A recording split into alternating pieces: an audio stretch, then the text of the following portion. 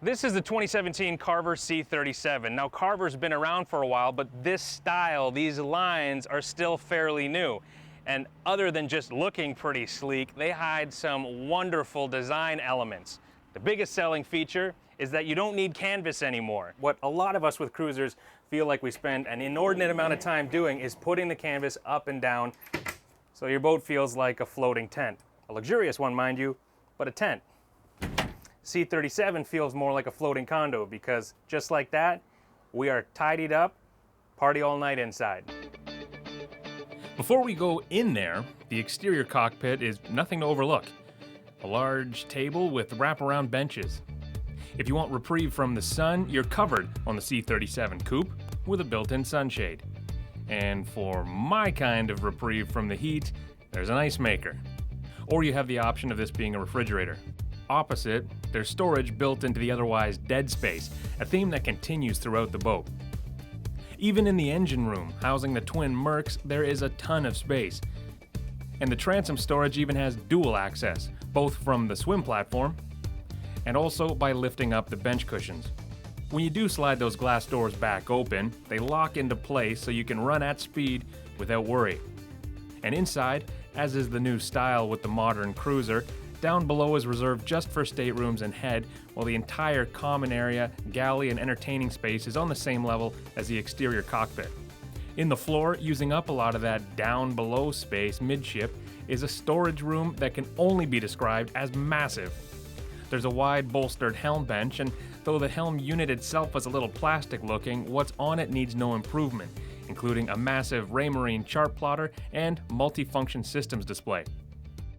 Opposite, the passenger seat has good sight lines and even more clever use of dead space for storage. A large sunroof lets the light stream in, and the front section slides back with the push of a button. And something you don't always see on boats, but is amazing when you do, in my opinion, is a screen. The Great Lakes boaters out there are going to love this feature.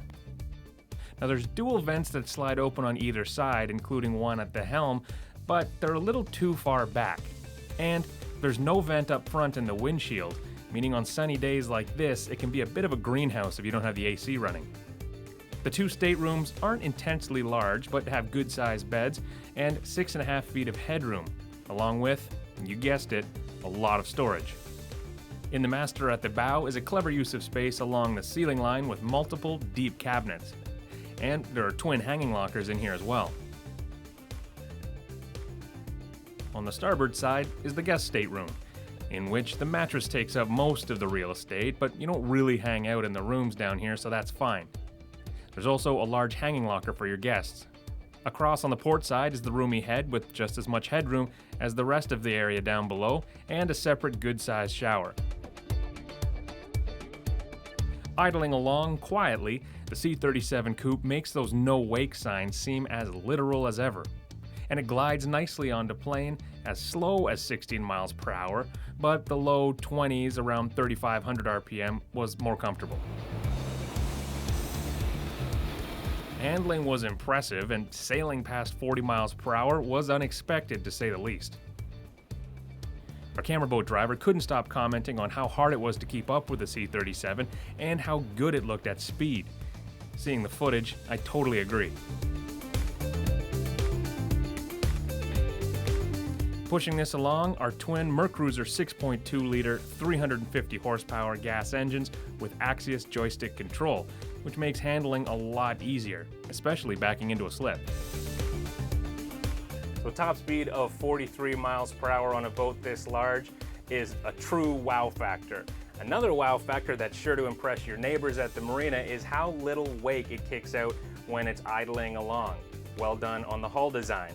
I drive a lot of boats and I like something about every boat I've been on, but being truly impressed doesn't happen every day, and I will say I'm truly impressed with the amount of storage on the Carver C37. From the massive midship in-floor storage to all the hanging lockers and compartments around the master stateroom, you have all the room you need without sacrificing any of the fun time. Sadly, you don't see it every day on cruisers anymore, but I wish you did, and you'll find it on the C37.